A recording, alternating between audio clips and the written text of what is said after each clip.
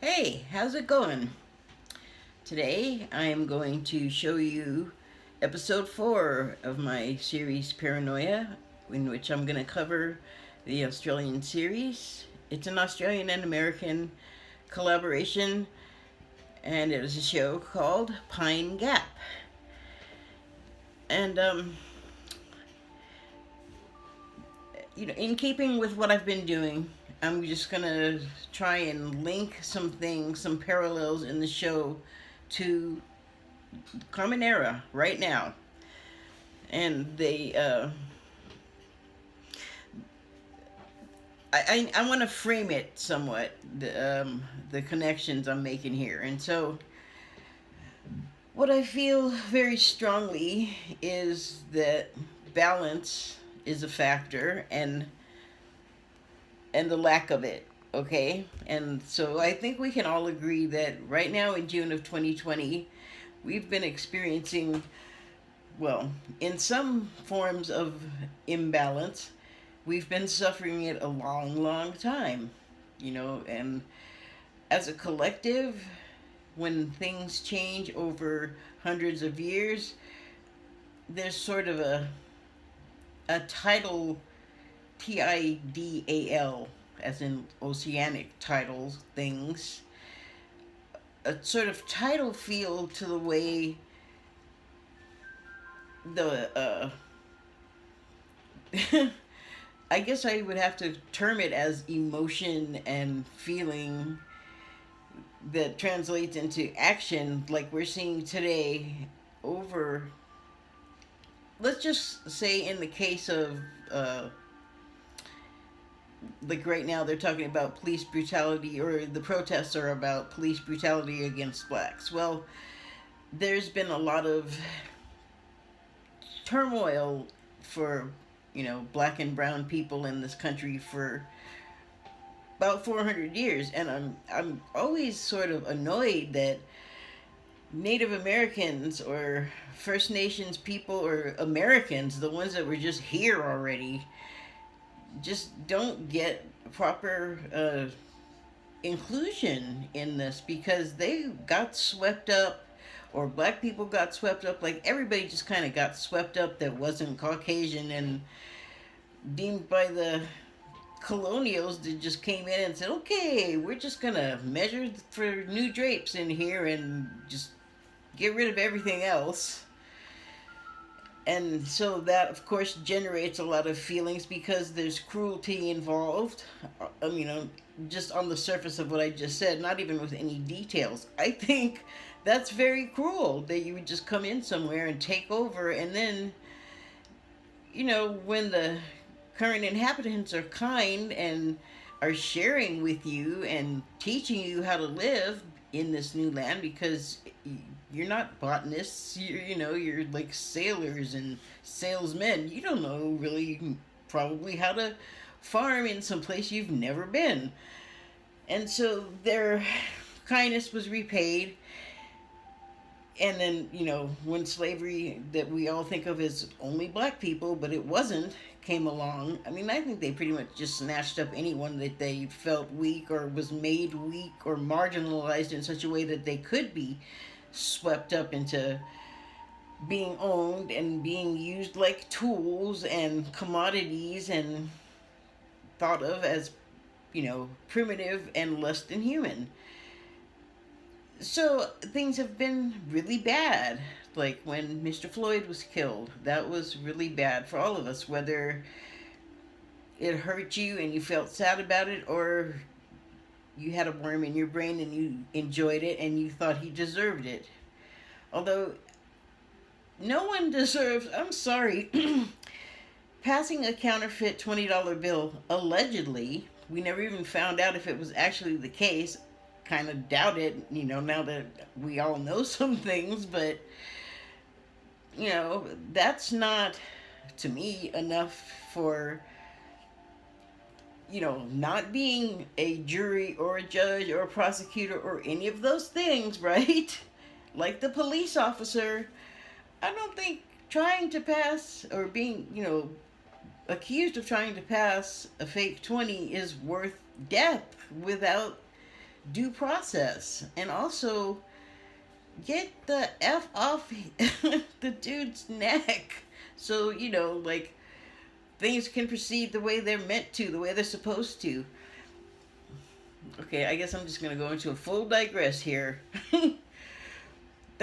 While I've been watching the police against the people play out, I have a lot of thoughts about that as far as it relates to capitalism, but I'm going to do a separate video on that. But the police they have been made to think that people who are not police are the enemy, Now they've started attacking the press, and I understand where that motivation kind of comes from, because they're doing awful things. They are knocking old men down who look light as a feather and couldn't possibly defend against these young, bulky, aggressive people. And I don't know what it's like to have somebody yelling in your face all the time, cursing at you. Although I've had it happen enough times to know I don't like it. Still not, it was not fair what they did to the gentleman in Rochester, New York. The man that got pushed down. And I'm sorry I didn't get his name, because I didn't know I was going to be talking about this. But anyway, this type of cruelty, maybe you'd like it. And that's your feeling about Mr. Floyd. And you think it was justified, because personally, not an accredited anything, no training in psychology or anything like that, or anthropology, but I'm just going to say, if you think that Mr. Floyd being punished to death for what he did without due process, and that this old man, sir, I'm so sorry I don't remember your name, and also I'm so glad that you survived. I'm glad that you live to fight another day, because from what I've heard about you, you will do that. But it generates a lot of feeling, though. Either way, whatever side of the subject you fall for or against cruelty and injustice, it causes amongst all of us big emotional tides, and feelings about things sweep back and forth. Like, once it was totally okay to be hanging black people from trees, or just uprooting native people from where they'd been for thousands of years, and just shunting them all over the place, and taking away their names, and taking away their traditions and their customs, and trying to demonize them. I mean, things change, and then there's periods where it gets better for these people. Like, they don't have to be slaves anymore, or they're given a raw deal. I'm talking about Americans here, the ones that were here first, Native Americans. They have places to be, and it's been their place for so long. It's it's their place, but it's not right that they were taken from where they were thriving, prevented from living the way they'd been living. I mean, it doesn't get enough attention, I don't think, and it's token attention as it is. But again, I don't want to digress. I just wanted to make the point that things happen, people's minds change, people feel differently, So we've had a lot of stuff like roll up, as a lot of people say, for like 400 years, or 1500 years for the people that were here first, that they've had to endure these, I don't even know what to call it, horrifying conditions put upon you by horrifying people with really horrifyingly dumb ideas and beliefs. And like right now, boy, doesn't it seem like everything just kind of hit the wall, and everything's piled up, and it's like, okay, everyone, I can see minds are changing. Not everyone, but everyone feels something from this. Everyone's reacting to it. It's making everybody feel, think, and act some kind of way. More amplified, better, different. Something's happening with everybody. Okay, now see, now I don't even know why I went into that whole discussion. But back to Pine Gap. So, okay, and balance. First of all, you have. I'll explain to you what Pine Gap is. It's an actual place, I guess, and I can't remember if I looked it up, but I think I did, and it's an actual place. If it's not the actual name of it, there are places like it, and it's a data collecting center, which means they're listening to everybody and everything they can possibly get their eyes and ears digitally on. I guess it's the digital spy section, you know.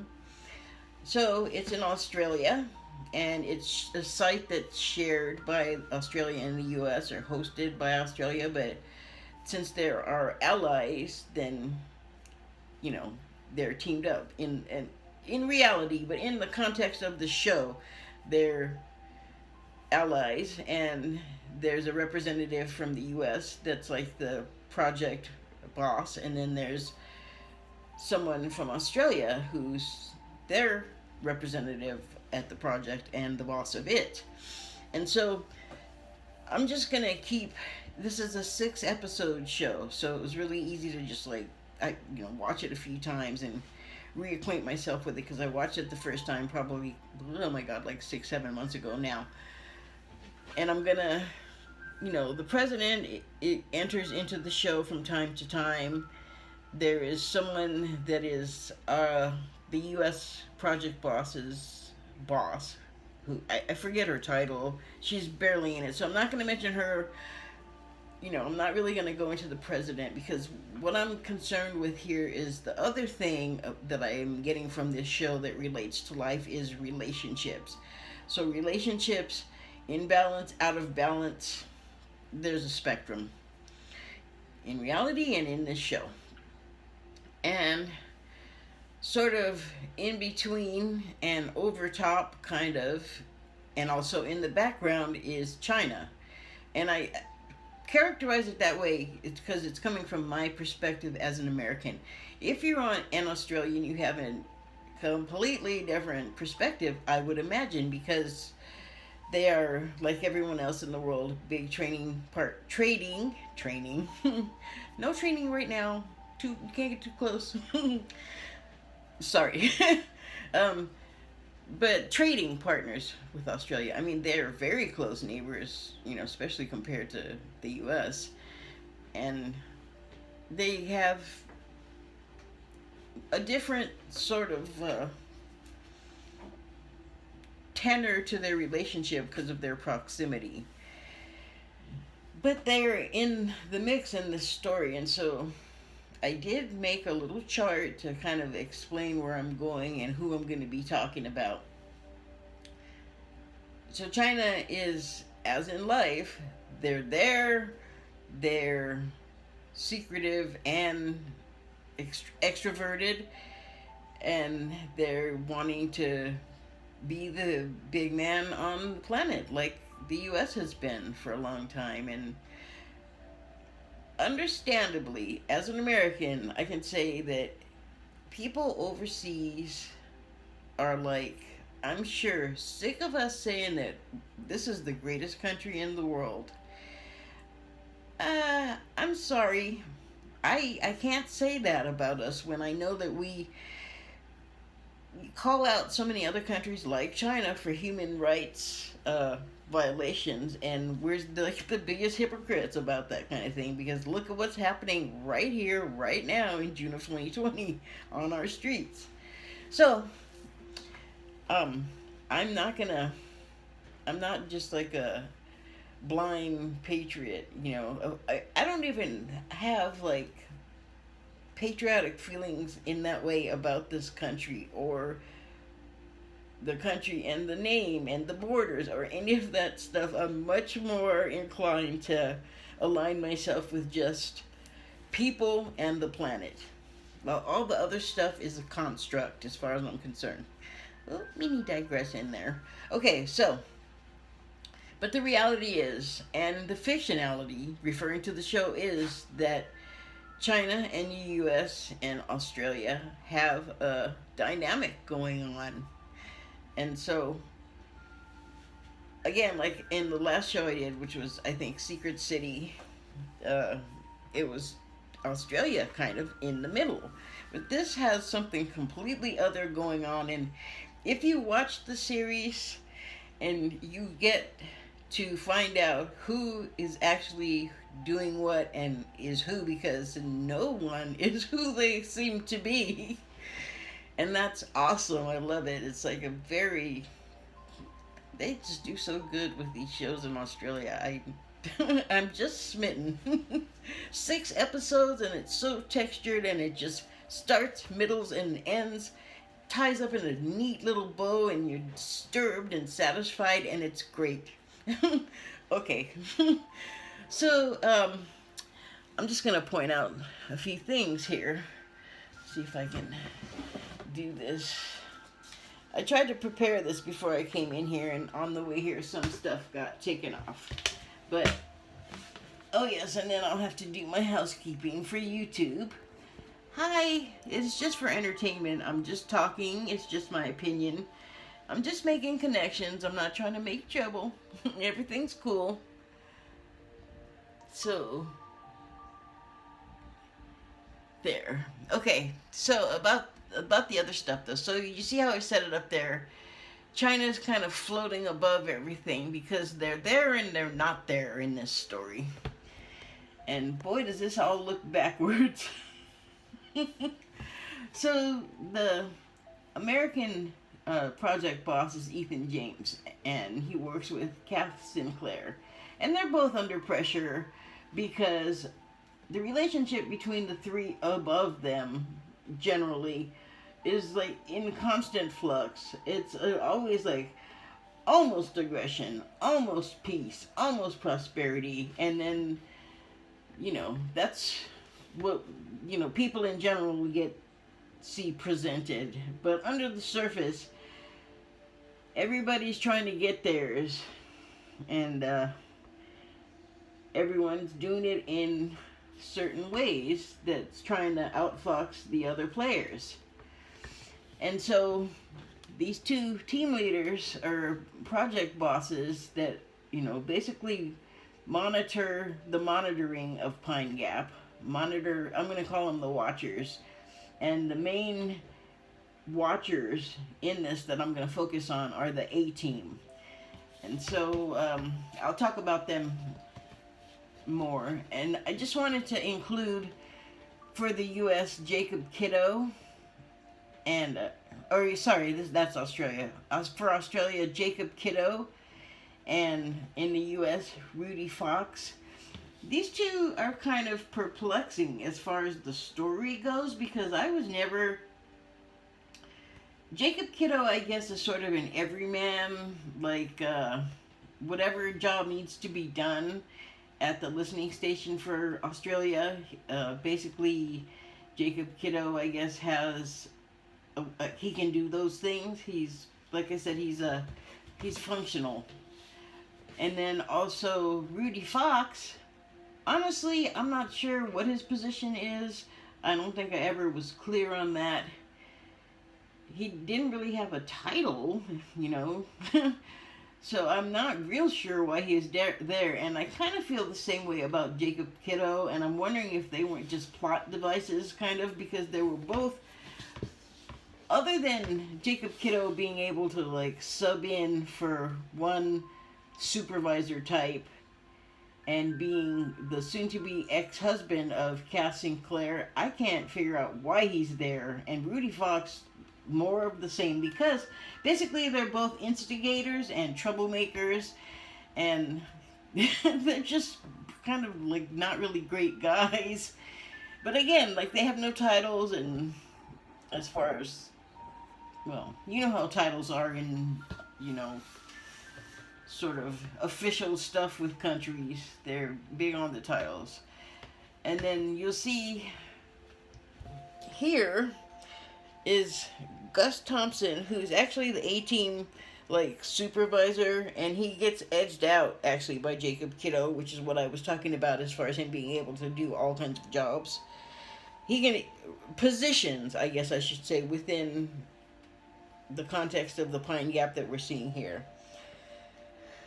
And Gus Thompson is a man that's, because of his job, it's of course secret, so the people that are on the A team, well, pretty much everyone, like, it's known that what Pine Gap is in Australia, but, you know, everybody can't tell what their actual job is, so the A team people, or all of the teams, but the A team people mainly to have to tell people that they're gardeners. So Gus Thompson has a grandfather that he and his brother were brought up, and his brother is a war hero, and he's dead, and he's very much cherished and worshipped by the grandfather, and he kind of looks down on Gus because Gus has to tell him that he's a landscaper or a gardener or something.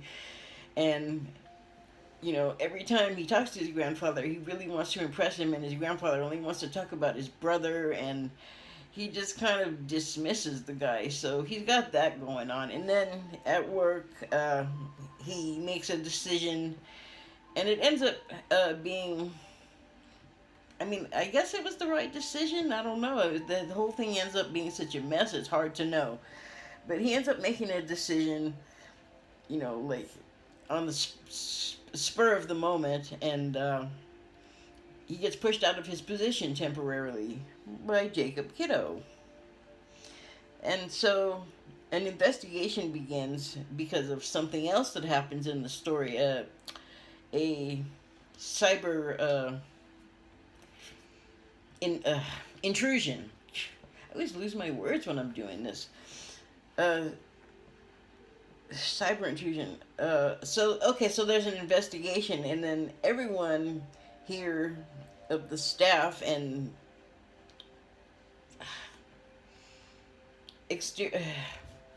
and characters sort of outside of the main group of the cast, well, they're all like involved in something that comes under suspicion inside of the trying to figure out like who's responsible for the cyber intrusion, because it wasn't done, it was done remotely, but it had to be done remotely on site, which there's of course, like, you can't bring your phone, and you're not supposed to do certain things, and you know, security, and layers. So Gus Thompson meets Yasmina Delic, and she's on the team. He's like over her as a boss a little bit, but they hit it off and they begin an affair. And in this investigation, all of these bosses, for some reason, Rudy Fox and Jacob Kiddo sit in with the bosses, so they serve some function. I was just never clear of what their title is. But as they're sitting around, they're thinking of everybody to investigate. So they're suspicious of Gus because they think he has a grudge, because they know that, I think they know about the dynamic with the grandfather about the dead brother, and that he's ambitious, you know. He's tried to leave and go to other jobs, and they've kept him because they need his expertise. They need him. So he's kind of perceived to be resentful, and perhaps he is a little bit resentful. I mean, he has reason to be, sort of. And so Yasmina is an immigrant to Australia from Croatia, and her parents were gunned down by American soldiers. And that would have been, I think, happening in the Clinton era. But they really like each other, and their bosses actually... Well, I'll get to that, and I'll tell you about more of the suspects, so I don't have to keep stopping myself. There is another guy that works there, and his name is Simon Penny. I'm sorry, that's what that says, Simon Penny. It kept it all nice, but it got smeared, bring it in the room somehow. And Simon is another watcher on A-Team. And he's always talking about how he's in debt. And so he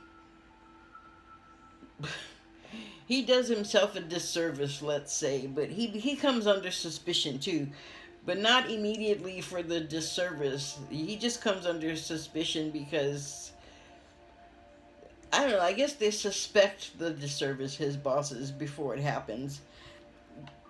that was kind of the tone, but he's also suspicious. And another one of the team members is Moses Dreyfus. And Moses he's a team member, but he's also like that guy in the script that has like the technical expertise. And I don't think he's an Aspie like in the code. There's a character. I mean, he may be, but really, what he seems like to me is just a guy that's real into his computers and could be social, but doesn't care to really, which I can kind of understand because being social, especially online, you don't know who you're dealing with a lot, and it can be like a bunch of pitfalls and mousetraps for you to step on.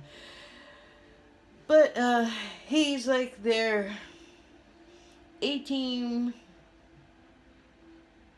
tech specialist guy.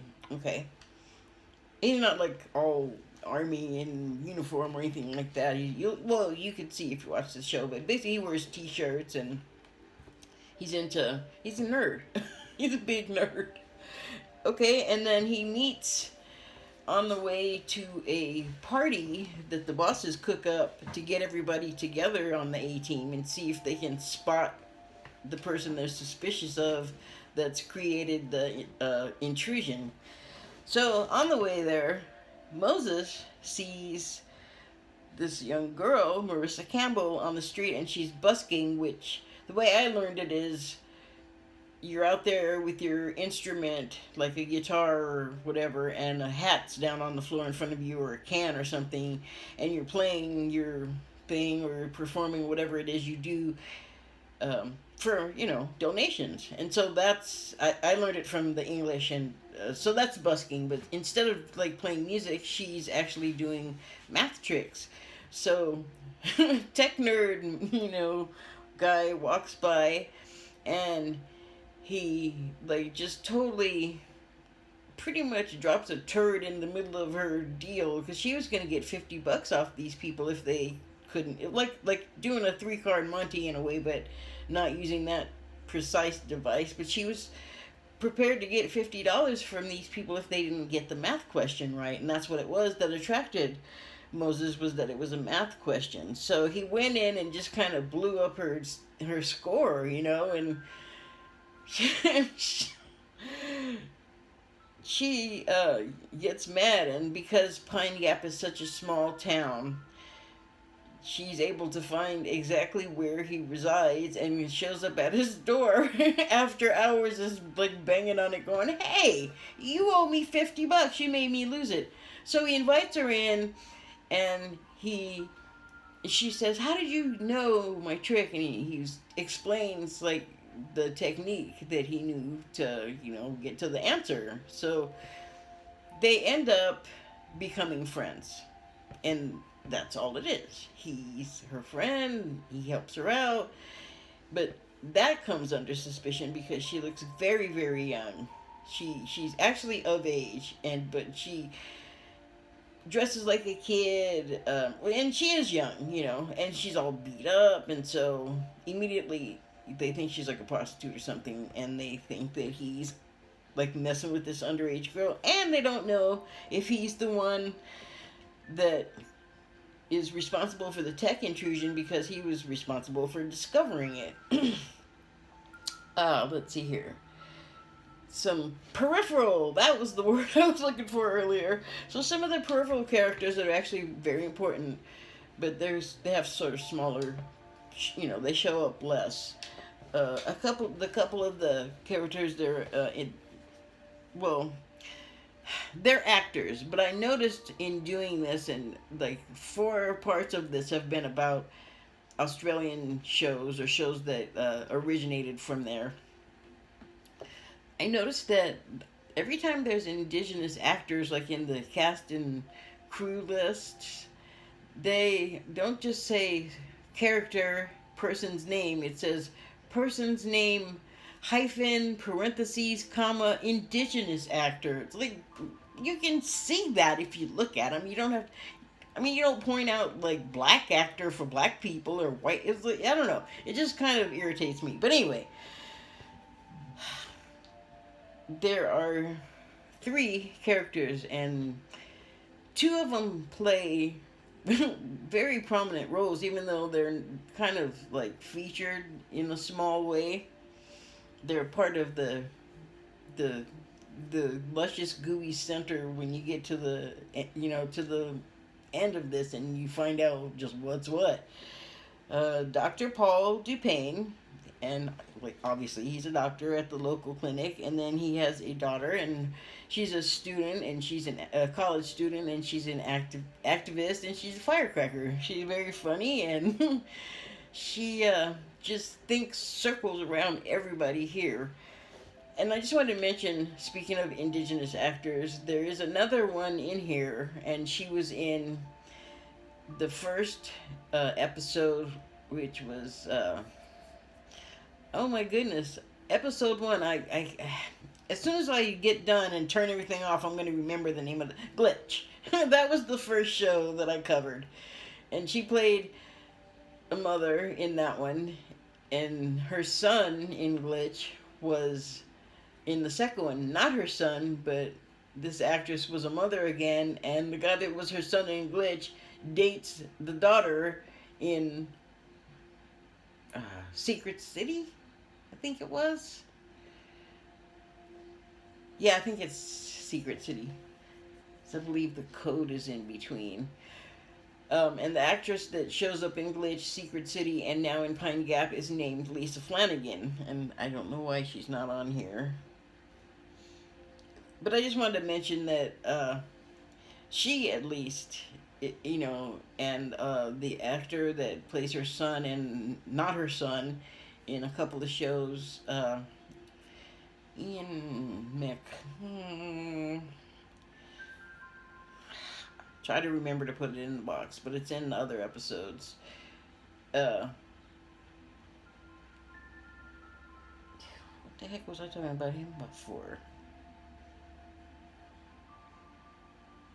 Oh, you see them recur, I guess, in the shows because they're so good. The actors, if that happens here in America, like a good show to really notice it on is for NBC Network's Law and Order, because you can look at it from the beginning and you'll see actors like Bradley Cooper, for instance, who are super famous today. So they have their stable of actors at these studios, just like old Hollywood, and they'll use them over and over again. And that's what's happening with these indigenous actors, although, again, you don't have to say they're indigenous actors, but because I,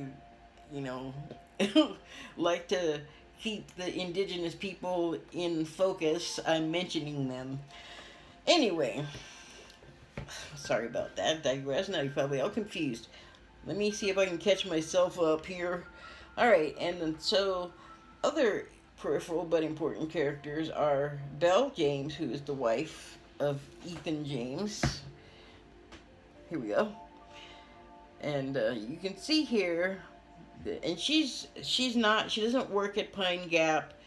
She doesn't work at all, except she's the mother of his two rambunctious boys, and so I believe what the thing was with her is that they are now, in school and doing activities, and she's not their whole focus, and she doesn't have, like, all that kid stuff to do and to, like, occupy her mind, and again, it's a small town, and so she is bored. She wants something to do, and, she's sort of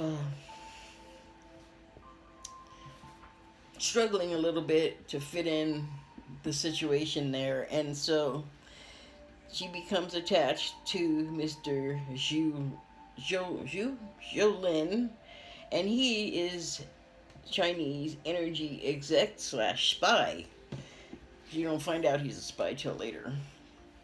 But I mean, if you know anything, if you've consumed enough espionage stuff, you always gotta kind of wonder, just like Americans aren't trusted overseas if they're just saying they're not in some way a U.S. law enforcement officer, or, I don't know.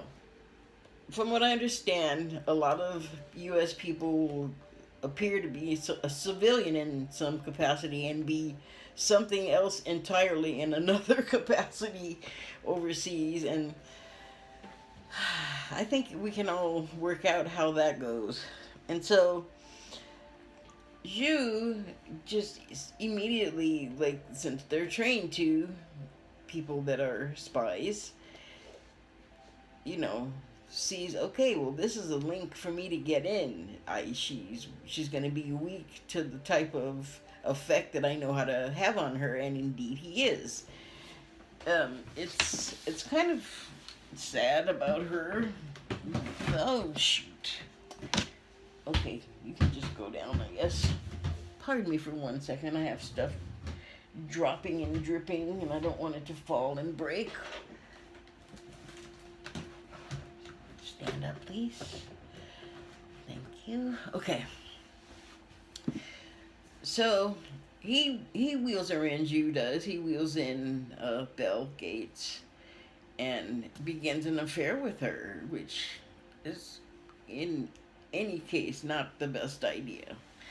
So, okay, you see now there's all these intrigues going on, and the relationship that's out of balance is, well, another one of them, beyond the countries involved, is the leadership of the organization on both sides gets so wrapped up in, I mean, I think it's a part of the headspace of being a boss and being a leader and having to act as a leader and think of yourself as the leader of people. Your mind is in a different set. So I think maybe just like, you know, when information in your brain gets old, it'll kick out stuff that's not really so important and give something else that is more prominence, you know. So I guess what I'm saying is they get so wrapped up in their own stuff, you know, in their own heads about it, that they miss stuff going on over their heads. They miss stuff going on right in, you know, like right under their noses. And that's kind of what happens with Ethan James and his wife, and why an opportunity exists for Julin to slide into her DMs, to use a euphemism. And then the other relationships are like, well, I'll go back to the instigators. Let's take Jacob Kiddo, for example. I mentioned that he's the soon-to-be ex with Kath Sinclair, and that he's an instigator and a troublemaker. And basically what he does is agitate her, Kath Sinclair, you know, making a big deal about a point that he doesn't really care about, it turns out. You know, as the story progresses, you find this out. And I guess he's just like, he's really immature. He's still in love with her. He doesn't know how to act, but he can't, like, be faithful and be good. And damn it, she's tired of him. So I don't know, but as I mentioned, there was a party that the bosses put together to try and, like, divine, like, who is doing what. Oh, I forgot to mention an employee. My bad. Her name is... Oh, you gotta be kidding me. I didn't put it on there. But I can find it because I did leave the cast and crew list up. What is her name?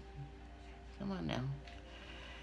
Her name is... Oh, Eloise. I don't remember the last name, but Eloise something. And she's a suspect, so she's going to be at this party too. And she's a suspect because she is a grudge person.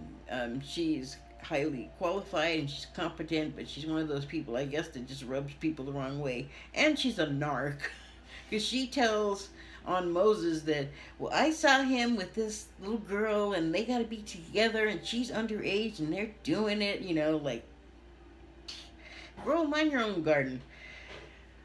But anyway, she is talking to Jacob Kiddo. She's one of the Australians, and she's like, yeah, like I can't get a job. Like everybody's getting promoted here, and I'm good, and I can do this and that and the other thing, and I have credentials, and you know, Kiddo, who's not her boss, by the way, is saying, well, or wait, actually, I think it might be Rudy Fox that she's having this conversation with.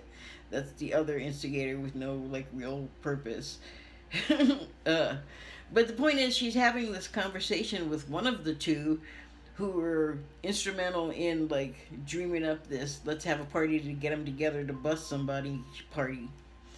Um, he says, well, why don't you apply for this job? And she says, oh, I did. Well, you're so good, you're so smart, you're so talented, you should apply for this, that, and the other thing. She says, I did. Got turned down. And that's how they determine that she is a grudge person who could be the one, because she has access to inside of the facility. I mean, you can't do it unless you're in the facility, as you will see if you watch the show. And so they get to the party, everyone gets there, and they, I don't think, are able to determine like who the person they're looking for is at that point, because I think it's pretty early on. And anyway, it's should I spoil? I'm not going to spoil that much. I'm just going to say that it's not determined there. But again, that's that imbalance of, here are these people that you deal with every day, and you have these ideas of them, which they end up, except for one person, the one actual culprit, they're totally wrong about. They're making assumptions. They have all this information coming in, and from around the world, that they have to filter and go through and try to like make sense of, for the protection of the countries. And they also have all this stuff about each other, all this information, like the whole group, and everybody just misjudges all these people and misses things that they're doing and misunderstands things. And the intrigues are very well, they're tasty. They're good at what they did here, what they put it together. It was very pleasurable to watch like 4 times in a row. So that's an endorsement. Let's see what else. Balance. Well, how does that apply to the common era? I'll tell you how. We are obviously out of balance. That's what people are on the street fighting about. The police are not in balance with the rest of the people, and yet they are still people. Like the whole warrior mindset training is creating more problems than it's fixing. And also, by the way, speaking of the police, if they're gonna lie about pushing down the old men, where hello, everybody's had a camera since the 90s when the first thing was filmed on a Sony video cam, and now everybody has the capacity to record things on their phones just about. So how could they, why would they lie?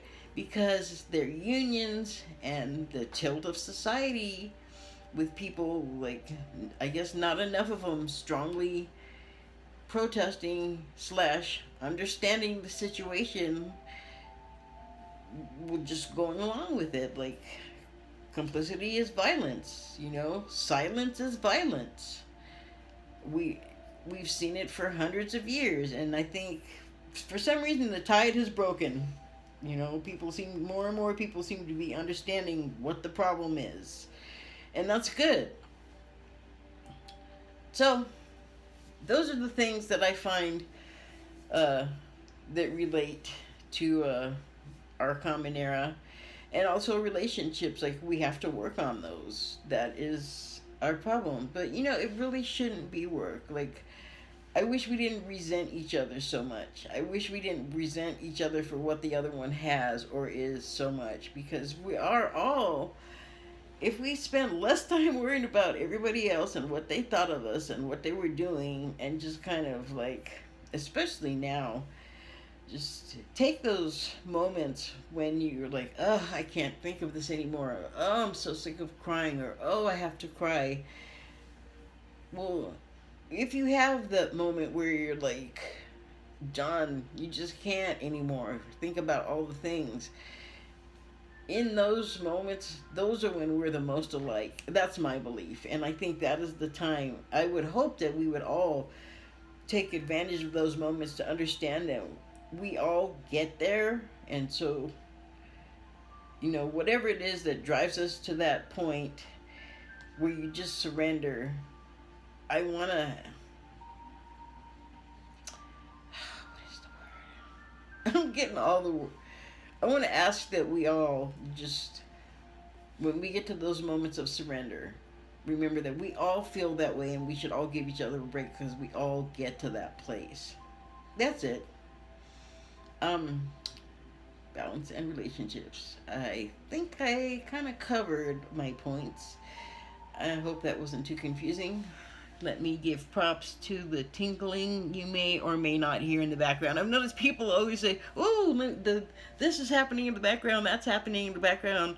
I need to turn it up or turn it down." It's like, no, I can't hear that. I can hear you. Mike's pointed at you. It's really not picking up all this other stuff. Trust me. But anyway, if you can hear it, it's boost your aura, attract positive energy, meditation music. From the fine purveyors at Meditation and Healing. Thank you. Okay, that's it. Thank you and good night. If you watch Pine Gap, enjoy, because I sure did.